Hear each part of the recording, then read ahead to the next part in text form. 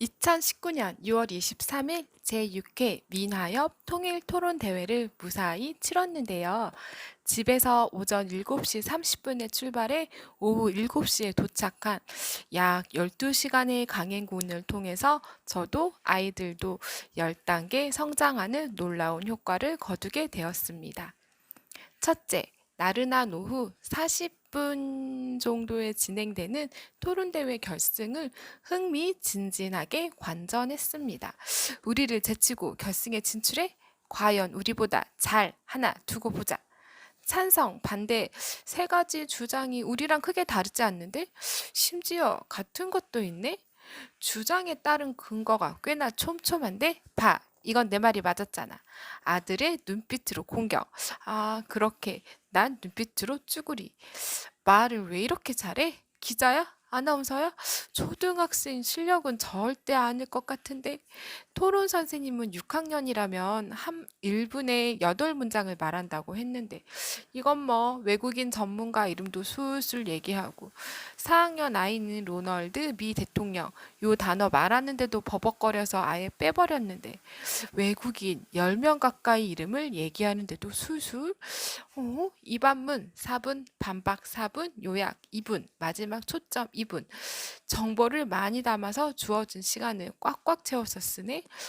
정보 역시 우리 팀에 약 2배 정도가 담긴 것 같은데, 아, 우리가 찾았다가 시간이 넘쳐서 담지 않은 정보까지 다 소화하잖아.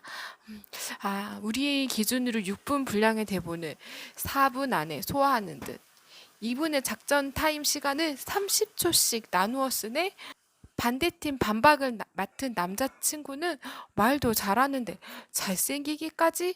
이건 초등부 에 출전한 여학생들은 완전 멋있다는 반응도 보였습니다. 교차 질의도 양팀 1초라도 더 하려고 우리 팀 질문하겠습니다 라면서 틈새를 파고들었고 대기할 때는 열심히 놀더니 언제 이렇게 완벽하게 준비했는지 궁금.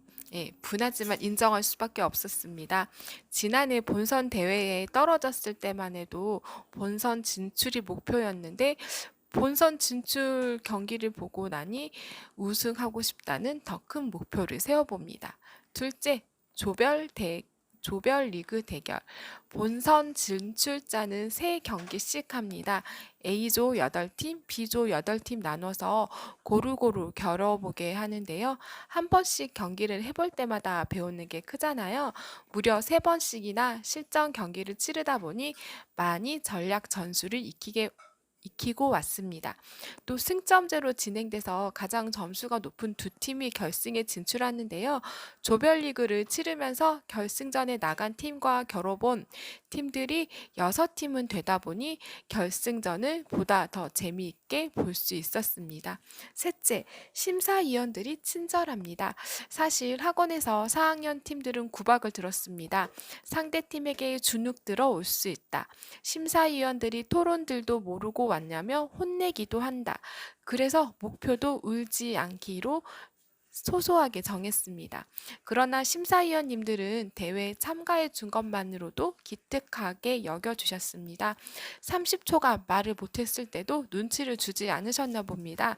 아이들은 매 경기마다 밝고 씩씩하게 해맑게 웃으면서 좋았다, 잘했다, 훌륭했다 라는 평가를 내렸습니다. 아이들 등장에 귀엽다 해주시는 심사위원도 계셨습니다. 넷째, 준비가 잘 된 대회 원활한 진행이 돋보였습니다. 조별리그는 강의실 100여 명이 들어가는 네 곳에서 참가자 두 팀의 총 6명 학생과 심사위원 3분만 입장해서 치러졌습니다. 경기에 집중할 수 있는 환경이었지요. 대기실도 넉넉했고요. 과자도 초코 과자로, 빵도 피자 제품으로, 생수도 여유 있게 깔아 놓으셨습니다. 곳곳에 배치된 진행 요원들은 참가자 동선을 통제해 주셨습니다. 다섯째, 제가 아이들과 부쩍 가까워졌습니다. 대회 준비를 하며 함께 자료를 찾고 스피치 연습을 하고 교차 질의 대결도 하고 단어와 용어 설명해주며 모니터도 해줬는데요. 토론이 자기 주장을 명확하게 얘기하는 것인 것만큼 아이들은 본인 생각도 정확하게 말해줘서 더 깊이 이해하게 되었습니다. 대회를 마친 후 큰아이는 덜 예민하게 굴었는데요. 사춘기에 접어든 아들의 마음을 조금이라도 얻을 수 있는 건 큰 행운인 것 같습니다. 6학년 아들과 교차질이 연습한 영상 한번 들어보실래요? 저희는 북한을 경험해보지 않았습니다. 이산가족이 없습니다. 북한으로 입은 피해도 없습니다. 경험이 없다 보니 북한에 대해 생각을 할 때 계산적으로 나에게 도움이 되는지 도움이 안 되는지, 나에게 도움이 되는 BTS, 제4차 산업혁명, 외국 여행은 너무나 지대한 관심이 있지만 북한은 우리에게 해준 것도 없고 오히려 더 내놓으라 하기 때문에 전혀 관심이 가져지지 않습니다. 그게 사실입니다. 어차피 받고 만약 그 통일에 대한 역사를 잘 배우고 그런 사람들이라면 당연히 인도적 지원을 대부분이 말할 것입니다. 상대팀께서는 일단 BTS, 해외여행 그런 거에 더 집중을 가진다고 하셨는데 그 성인 남녀 54명을 대상으로 한 사람 중에 상대팀과 같은 생각을 한 사람이 몇 명 있을까요? 다수입니다. 할 말이 없습니다. 한이 승입니다. 그럼 이제 저가 물어볼게요. 하세요. 여섯째, 팀별 협동심이 강해졌습니다. 경기에 들어가기 전 항상 같이 입장했고 화장실에 간 친구를 기다려도 주고요. 이반, 반박, 요약 맡은 친구들 순서대로 들어가고 심사위원님께도 같이 인사드렸습니다. 토론을 마치고 같이 평가도 내리며 개선점을 스스로 찾아갔습니다. 두 번째 끝나고는 좀 놀랬던 게 6학년 아들 팀이 우리 이거 더 해볼래? 하고 제안을 했는데 우리 아들이 난 이 반문 읽기를 더 해볼래. 더 연습해봐야겠어. 라고 하니 팀원들은 응, 그래. 하고서 각자 열심히 주어진 몫을 노력하였습니다. 저를 닮아 혀가 짧은 아들은 특히 시옷 발음이 잘 안 됐는데요. 생산량, 시세, 이 반문 중에 이게 막 엉켰나 봅니다. 물론 제가 지적도 했습니다. 근데 예민하게 구는 통에 바꿔주지는 못했는데요. 경기를 치르면서 깨달았나 봅니다. 그래서 이 반문을 소리내서 읽어보며 집중했고 팀원들은 그 모습 그대로를 인정해주고 존중했습니다. 초등학생이라고는 믿기지 않는 성숙함과 배려. 시상식 때도 셋이 나란히 앉아서 지켜보는데 대회 날이 불과 세 번째 만남이라는 사실을 믿기지 않을 정도로 가까워졌습니다. 특강 2번 듣고 대회 날까지 단 보름 만에 팀워크가 돈독해진 것입니다.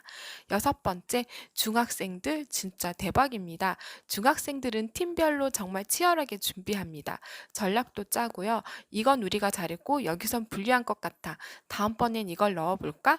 지식도 전문가 수준이고요. 스피치도 훌륭합니다. 자신감도 넘칩니다. 위풍당당합니다. 초등학생들은 사실 실력 편차가 큰 편입니다. 2분짜리 요약을 말할 때 단 2문장만 준비한 팀도 있었습니다. 그러나 중학생은 다릅니다. 모두 실력이 월등해서 경기도 불꽃이 튑니다. 이번 결승전도 중3 다 제치고 중1이 나갔는데요. 이 아이들과 우리 큰아이가 같은 학원 다니는 거는 비밀입니다. 예, 중학생 결승전 경기 살짝 맛보고 가보겠습니다. 하지만 남북한 경제통합의 효과 보고서에 따르면 남한은 1.30% 그리고 북한은 4.86% 그리고 나머지 주요 선진국들은 0.5% 이하를 기록하고 있는데요. 선생님께서 말하신 수치는 북한이 남한에 비해 훨씬 경제적으로 떨어지는 만큼 수치로 봤을 때는 할 수도 있겠지만 퍼센트로 봤을 때는 북한이 훨씬 더 많은 양을 군사적으로 쓰고 있는 거 아닐까요? 그렇지만 이것을 비율로 따질 게 아니라 정확한 수치를 따져야 되는 거 아닙니까? 비율은 그 나라 그 경제에 맞춰서 해준 거기 때문에 당연히 북한이 적은 돈을 가지고 있음에도 불구하고 많은 양을 군사비에 쏟아부었기 때문에 그런 비율이 나온 건 아닌가요? 그것이 저희 팀의 주장입니다. 그렇기 때문에 그 경제적으로 적기 때문에 그 자신이 가진 때문에 많이 쓴 것처럼 보이지만 현실은 저희 나라보다 적다는 것을 말씀드리는 것입니다. 하지만 우리가 판단해야 할 것은 수치가 아니라 정확한 비율인데요. 북한과 남한이 다른 경제성을 가지고 있는데도 어떻게 수치만으로 비교할 수 있겠습니까? 북한군이 수많은 아사를 가지고 있는 만큼 그만큼 북한 우리보다 훨씬 더 경제성이 떨어지고 있는데요. 이런 상황에서 그렇게 많은 수치를 사용하고 있는데 어떻게 북한이 적게 사용한다고 말씀하시는 겁니까? 그렇게 따지면 그럼 지금 북한은 얼마를 국방비로 사용하고 있나요? 정확한 수치는 알 수 없지만 총 비용의 총 비용의 4.86%를 쓰고 있습니다. 그러니까 예를 들어 5조, 7조 이런 식으로 몇 조를 사용하고 있나요? 방금 전에 말씀드렸듯이 정확한 수치는 알 수 없지만 예산에 비해 4.86%를 쓰고 있습니다. 토론 대회에 꼭 중학생이었습니다. 계속 토론 공부를 시켜야겠다 생각했고요. 더 좋은 건 아이들 역시 대회장 곳곳을 다니면서 형, 누나, 언니, 오빠에 진지하게 상의하는 이런 모습을 볼 수 있었다는 건데요. 부모인 저와는 다소 다르겠지만 아이들도 역시 유익한 목표를 세웠을 거라고 믿어봅니다. 심도 깊은 대화를 나누게 하는 토론 문화 사랑하게 됐습니다. 7번째, 토론 대회 준비 노하우를 배웠습니다. 큰 아이 팀 엄마는요, A4 용지 한 장에다 빼곡하게 용어 정리를 해줘서 아이들에게 익히게 해줬고요. 다른 팀은 큐카드까지 준비했습니다. 노트북을 준비해온 분도 계셨고요. 경기 마칠 때마다 아이들에게 잘했어, 멋졌어, 훌륭해 격려해주며 큰 힘을 되어 주었습니다. 8번째, 내년 출전을 다짐했습니다. 누가요? 바로 아이들이요. 분하답니다. 두 팀 모두 결승전에 오르지도 못했고 7위까지 주는 우수상도 장려상도 비껴갔습니다. 상 받은 팀 중에 분명히 자신들이 소위 발라준 팀도 있는데 걔들이 어떻게 받았지? 너무 의아했습니다. 최고상이라야 팀별로 상금 40만 원 줍니다. 장려상은 팀별 10만 원입니다. 이걸 팀원들이 나눠 가진다고 해도 많아야 13만 원 정도?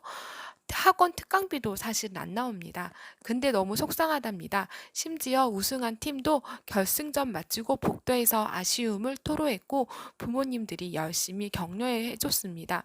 메타인지 교육이라고 하잖아요. 뭘 알고 모르는지부터 파악하라는 내용인데 근데 저도 그렇고 아이들 역시 뭘 알고 뭘 모르는지 부딪혀 봐야 알게 되나 봅니다. 요 며칠간은 아이들이 대회 장면이 진하게 잔상으로 남을 겁니다. 내내 기억이 날 겁니다. 시간이 지나 기억이 희미해진다 해도 통일, 민화협, 인도적 지원 같은 단어를 들으면 번쩍 정신이 깨어날 것입니다. 그리고 급 관련 정보를 쑥쑥 습득하겠지요. 소위 망하지 않기 위해 고군분투하며 놀라운 속도로 성장할 아이들 1년 후에는 얼마나 바뀌어 있을까요? 그리고 저도 제가 이렇게 뚱뚱한지 몰랐다가 무대에서 선 제 모습을 보고 깨달았습니다. 그래서 다시 다이어트 돌입. 이게 9번째 배운 거네요. 오늘은 12층 집까지 3번이나 계단 탔고요. 음식도 조금만 먹었습니다. 10번째. 대회 날은 간이 상장을 주고요. 진짜 상은 학교로 직접 보내줍니다. 학교의 자랑도 되는 겁니다. 전체 학생 앞에서 교장 선생님께서 단상에 올라서 상장을 전달해 주겠지요. 바로 인싸 등극 할 것 같고요.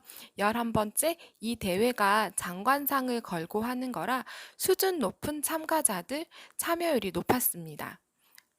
아쉬운 것도 있습니다. 심사위원들의 평가를 받고 싶었는데 경기가 많다 보니 시간 관계상 못 해주었습니다. 경기 마칠 때마다 아이들에게 피드백을 해준다면 조금 더 발전할 수 있을 것 같습니다. 시상식 후 원하는 팀에게 항목별로 몇 점 받았는지 공개해 주셨으면 좋을 것 같습니다. 자신감 충만, 승부욕 활활, 젠지 세대는 충분한 자극제이자 성장할 원동력이 될 것입니다. 심사위원 강평도 공감됐습니다. 첫 번째 통일 전문가는요. 넌 이래서 틀려. 우리가 더 훌륭해. 첨예하게 맞서기보다는 조금 더 생각을 넓혀 개선 방식을 제시했으면 좋겠다는 아쉬움을 밝혔습니다. 둘째 토론 전문가는 새로운 토론 형식, 이름은 생각이 잘 나지 않는데 이 토론 형식을 도입해야 한다고 주장하셨습니다.